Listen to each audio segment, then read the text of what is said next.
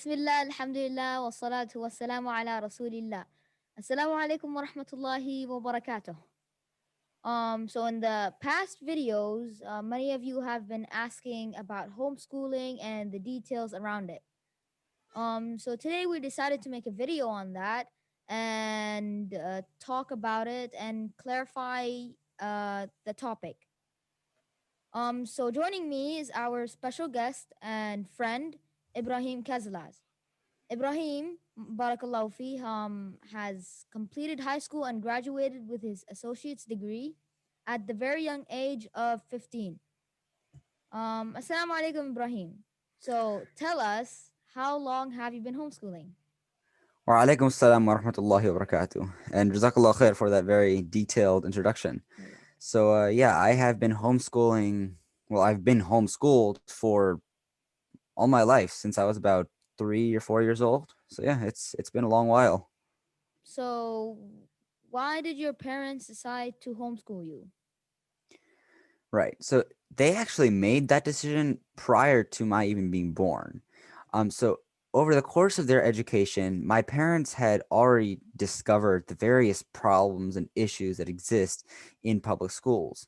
And I mean, if you look at a modern school, I'm American, live in America, right? And so if you look at a traditional American school, you're going to have so many just inappropriate, potentially damaging factors for that could severely impact a healthy growth environment. And I mean, the list is long, but I'll just mention a few. You're going to have mixed genders, you're going to have inappropriate dressing, you're going to have cursing, you're going to have drinking, you're going to have smoking, you're going to have dating.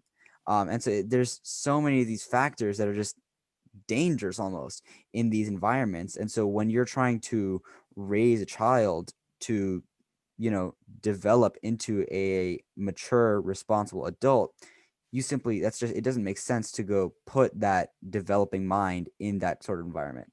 And so they recognized that early on and decided that they were going to homeschool all of their children. Um, and then furthermore, they also recognized the various opportunities that arise in a one-on-one learning environment. And so if you look at a public school, you are sitting in a classroom with some 30 other children with one teacher. And so that one teacher might be going a bit fast for some students, a bit slow for other students, maybe not going into as much detail for some students, and maybe going into too much detail for other students, right?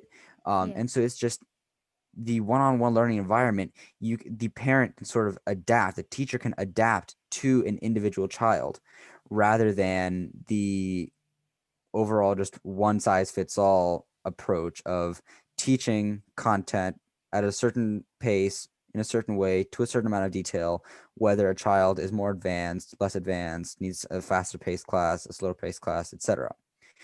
It's just that one-on-one learning environment really, it's really beneficial. Mm, true. So what are the benefits of homeschooling? Okay, so I think that's a really good one. There are several benefits of homeschooling. And number one, as I just mentioned, you can have a tailored learning experience. You can have a custom fit learning experience. And so what that really involves and what that entails is that the parent, as I mentioned, can adapt. So if they see that a child is doing great in math, then they can advance their math classes. If they see that a child is struggling in, say, science, then they can slow that down, maybe go into a bit more detail, do it a bit more slowly, right? And then they can also change the actual books and material that they're using to teach accordingly. And so it's just a custom fit learning experience. It's almost like the difference between buying a t-shirt from a supermarket versus getting it custom tailored and custom stitched to fit you. Um, Mm, and so with that in mind, you can then focus on the important stuff. And so you can learn what matters quickly. So for me, being in America, my high school test, if you will, is the SATs. And on the SATs, we have science and English. And so, I'm sorry, we have math and English. yeah. And so while yeah, we did still cover geography and history and science and grammar. Well, grammar is part of the SAT, but we cover all these other topics. We were able to put a large emphasis and a large focus on these important topics that are going to carry you to the next stage of education, which is your college. And so you can learn what matters quickly. And then another great benefit of homeschooling is that you can avoid the several issues that exist in regular schools. As mentioned above, you have all those issues. And when you're trying to get a nutritious learning environment, it's maybe an odd word there, but when you're trying to get a healthy learning environment, being or placing your child in that damaging situation is not ideal. Um, Another great benefit is better parent-child relationships. So if you're around a certain person for a longer period of time, you're going to get to know them better. And so children will get to know their parents better, parents to get to know their children better, and vice versa, etc. Um, so, and finally, I think the main benefit from a parent's perspective is that you can mold your child however you want, right? And so I like to think of children like sort of a wad of clay, right? Mm-hmm. And so let's say I were to give you this entity of clay, this orb of clay, this spherical orb of clay, right? Yeah.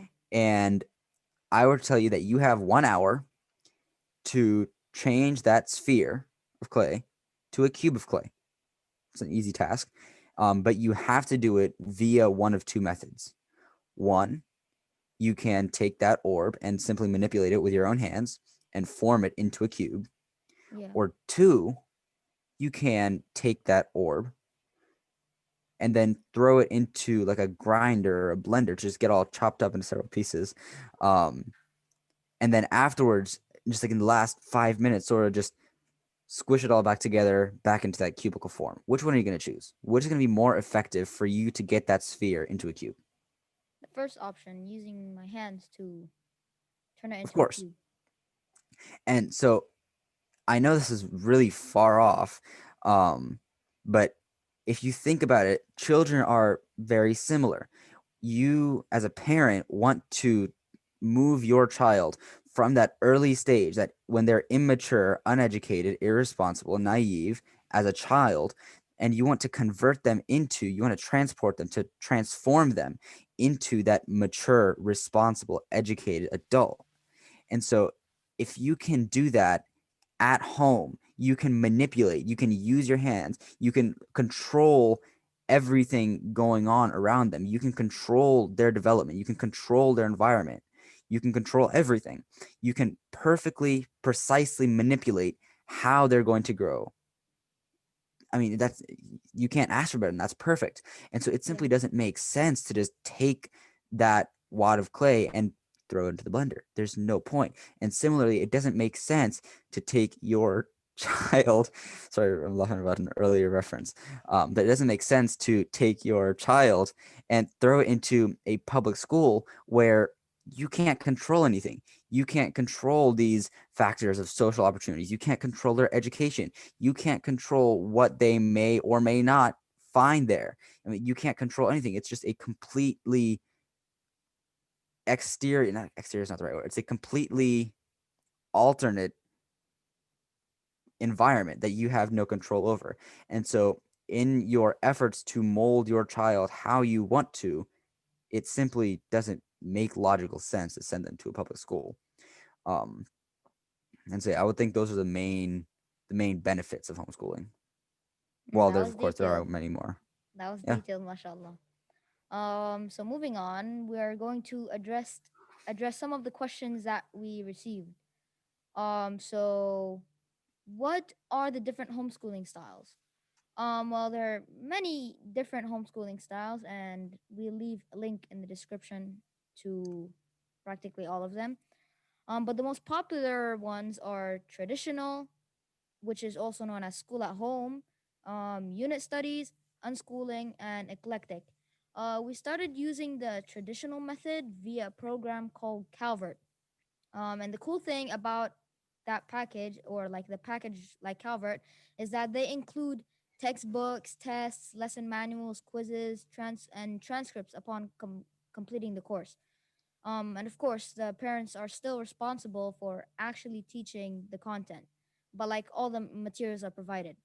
There exist several other programs in which instead of textbooks and lesson manuals, there are pre-recorded classes. And you may already know several schools have adopted this mechanic due to the pandemic. Um, all that said, we switched to an eclectic approach after like 3 years. The switch was actually assisted by Ibrahim's parents. Since they were homeschooled, Ibrahim and his sister, up until that point, they were well versed in the field.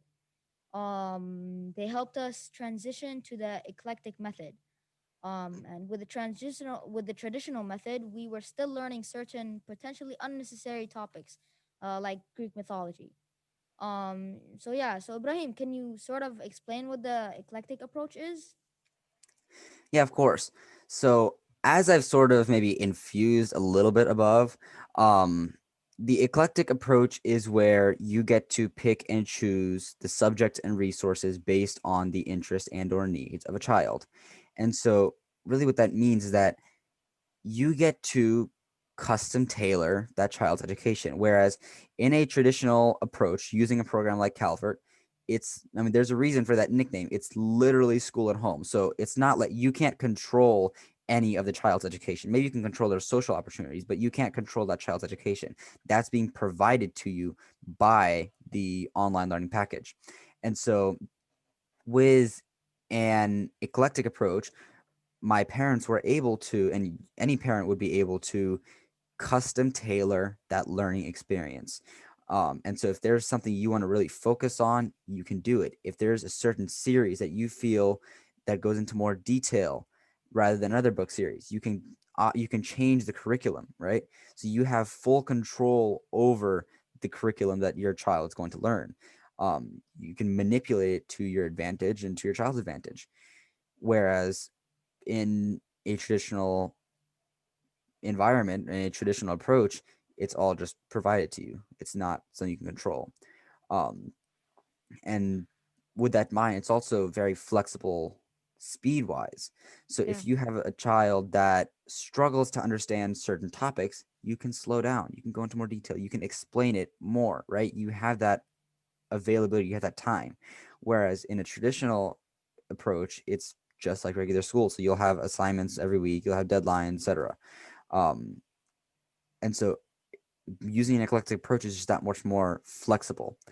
And then similarly, if your child shows more interest, if they're excelling in a particular area, then you can actually speed up that area. You can go teach them more. You can nurture that excitement to learn, right? And so you can change your learning experience and manipulate it such that that child's what's what I'm looking for, that child's desire to go learn more about that topic will be fulfilled. And so you just have all that extra flexibility with the eclectic approach. Okay. What are the cons? What are the cons of homeschooling? The cons of homeschooling. Um, I mean, for the child, I would I don't think there are any cons of homeschooling. However, for the parents, I would see the one major con, the one major negative, I keep saying con, the one major negative is that homeschooling is a full-time job, right? Yeah, true. And so a parent can say they want to homeschool, but it takes a lot of commitment to realize that you may have this education that you can go apply to a job to get a salary and whatnot, right? But this is a full-time job. It does not have a salary. So if you're going to homeschool, you need to be devoted. You can't just like say, I'm going to homeschool and then just leave your child at home and expect them to magically, miraculously learn. You have to be there. You have to teach them. So you can't have a job and homeschool at the same time. And that's Mm. where I think several families will encounter an, a problem. And so there are certain programs that aim to address that. Um, as most I've mentioned above, there are those programs that come with these pre-recorded courses so that the parents sort of don't have to take care of that. And then it's literally just school at home. That's your traditional approach. Um, but if you're going to go with a custom tailored experience, such as the eclectic approach, then yeah, it is a full-time job, and parents do need to be devoted and at home all the time. They need to be devoted to their child's education. And if a parent is able to do that, then that benefit will be significantly reflected in the child's future. Mm. So someone asked and or was curious on what a day is like, or what is a day like as a homeschooler? It's a good one. Um, a day is really relaxed if you think about it in comparison to a public school. Because like in a public school, You're like their rushed. schedule, yeah, you're rushed. You're constantly, everything's a rush. You need to wake up at 6 a.m. You need to brush your teeth. You need to eat breakfast. You need to get your clothes on. You need to get your book bag all in half an hour. Yeah. Then you have to get to school. You have another half an hour. At school, you're gonna go to your, what is it, assembly? I've never been to school. I think it's you go to assembly, um, and you'll have like your classes, right? But everything has an exact time. You need to step in at this time. You need to sit down at this time, this second. It's just so rushed. There's no flexibility.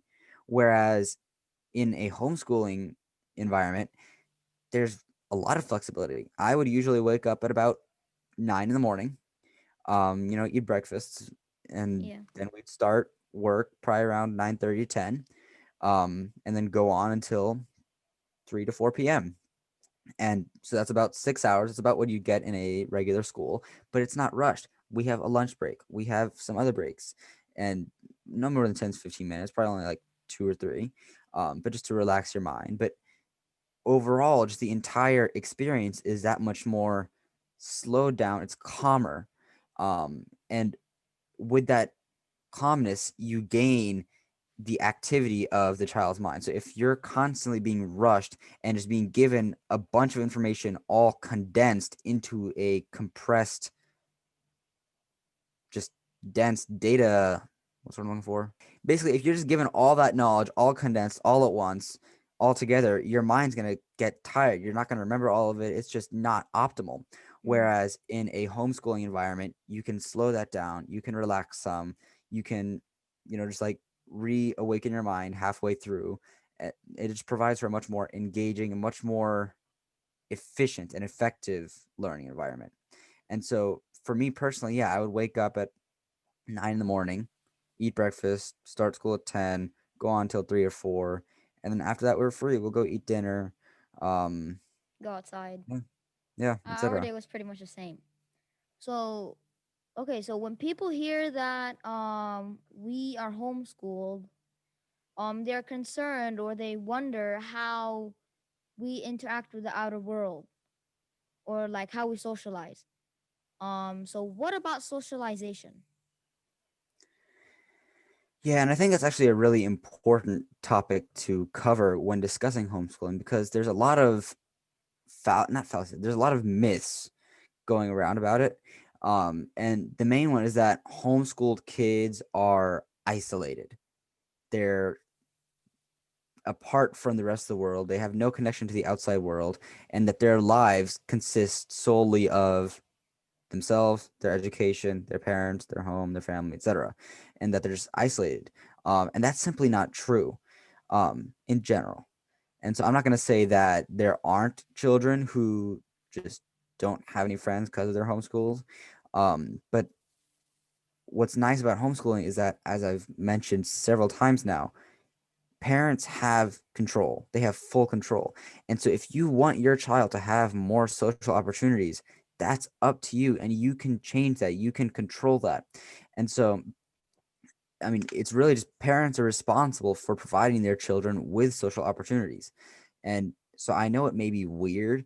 It may pull you out of your comfort zone, but yeah, if you see a child who if you as a parent see another family with children of similar age, especially Muslim children, especially if they're homeschooled, then that's a great opportunity. You go exchange contacts and then you can go get together.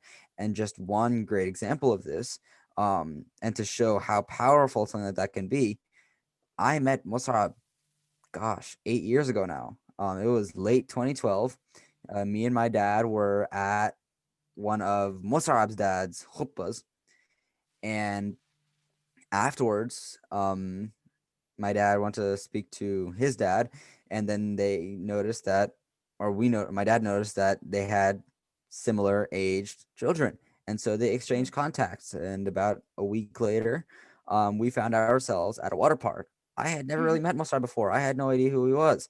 Um, but I mean, that day went great, and then we met again, started having dinners, um, just coming over to each other's houses, etc. And yeah, I mean, that friendship's lasted 8 years now. Yeah. Um, Mashallah. and so, mashallah. And so, I mean, these opportunities, you can't just let them go by. If you see an opportunity, take it, because that could mean a, I mean, that could be life changing for your child's socialization opportunities. I mean, it's like it's such a big opportunity. Um, and so, yeah, I mean, it's Yeah. really just about parents providing children with those opportunities to have friends. Sounds kind of bold, but And I would actually like to add to that, you go for because it. in that regard, a great opportunity that was present in my own educational career was a local homeschooling organization. These homeschooling organizations are not uncommon and can assist parents in finding other like-minded individuals with good children. However, for those of you who are not in countries in which the primary religion is Islam, simply going to the local masjid can regularly provide great opportunities to find other good Muslim children. So yeah, it was a great opportunity. Speaking of opportunities, I'm gonna pass that on to Ibrahim. Yep, and we discussed this actually beforehand. So on, I'm not sure how many of you guys have heard of the social media platform called Discord. It is an online messaging platform for large communities. And so on this social media platform, we have a large server. It's a large community strictly for Muslim children to just interact with one another and make friendships that could potentially last. Um, and so this is a great opportunity. This is just one of these opportunities. And so if any of you in the audience, I would imagine that if you're watching this video, you are either a homeschooling parent, meaning a parent who's currently homeschooling, or you're a parent who's looking to start homeschooling. And so either way, if you, or if not, let's say you're just watching this video for fun and your children are in public school, that's fine. We'll take them too. So this community is constantly growing, and it's a great opportunity for your children and for other children to meet other good Muslim children. That was a bit redundant, but you get my point. Yeah, So it's a great engagement social opportunity. And so this Discord server, we have the invite link. I'll make sure, Musab, you can get yeah. that I'm gonna in the put in the description down link. below, I'm gonna put the link in the description. right? And so you can click on that link, you can create a Discord account, you can download Discord, and we would be happy. We'd be very happy to see you all and see all these new faces in the Discord server. We're always getting new people. It's very active. And so, yeah, you can come sign up, come join us. And it's a great, thriving Muslim community. And worst case scenario, if that link down below does not work, because I know sometimes these links are a bit glitchy, you can, once you've created your Discord account, you can add me right here. Oh, sorry, Yeah, you got that again? yeah, And so that's my Discord username. You can add me there, and then you can simply message me requesting a server invitation, and I will happily send that to you. Um, Unfortunately, for the time being, this server is boys only to avoid gender mixing, of course.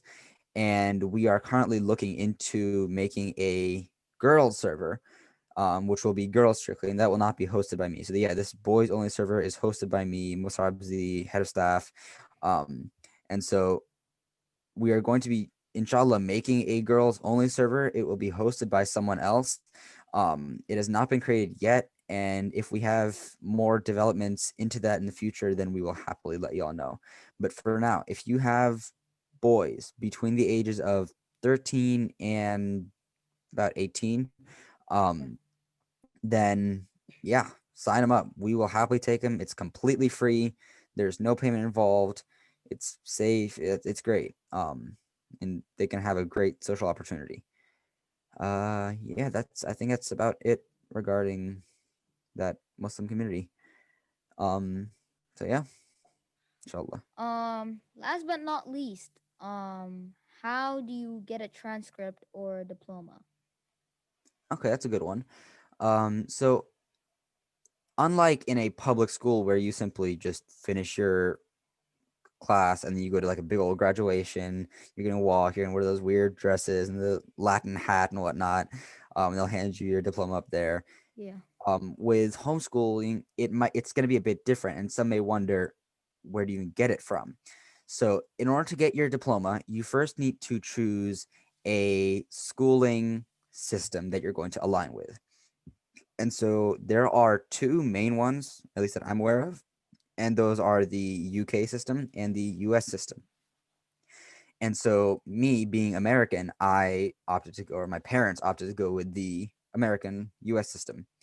And so for the US system, you would simply register with the state as a registered homeschooler. And every year, you are required to submit a yearly course evaluation that is notarized by an official registered teacher.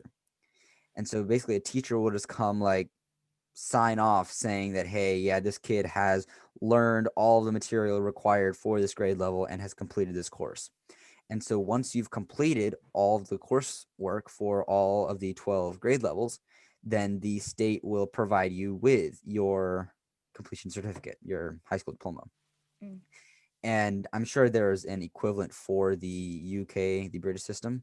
I'm not quite sure if it's completely identical, as I'm not a part of that system, but yeah, I'm sure there's a similar equivalent. And worst case scenario, if you have finished high school and you never registered with one of these, don't worry, there's still another opportunity. So you can take what's called a GED. It's basically just a test that'll test you on high school. And so if you pass the test, then you get your high school diploma. It's just like your SATs for the US system or your GSC for a British system.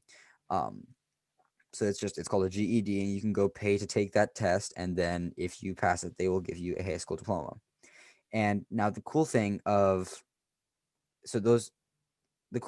those online homeschooling packages like Calvert, like you were mentioning earlier, Mussab, Yeah. is that once you've finished those, they will actually automatically provide you with your homeschooling diploma. And so it comes within the registration cost. And so yeah, they'll just provide that to you. But otherwise, you can either register with the state or you can just take a GED once you've finished high school. Yeah, Nice. Well, looks like that's it for this podcast. sounds good. Uh, So yeah, Jazakallah khair for this great opportunity. Um, Wayak and you too. and if there are any questions, you can add me on Discord. You have my Discord. And if not, just put it in the comment section down below, and we will happily go look at them and see if we can answer them. Yeah. But inshallah, this cleared the whole, or give you an idea to wrap your head around. Yeah, that's it. سبحانك اللهم وبحمدك أشهد أن لا إله إلا أنت أستغفرك وأتوب إليه والسلام عليكم ورحمة الله وبركاته. Thanks for watching this video. Subscribe and click on the notification bell. Like, comment, and share with friends and family.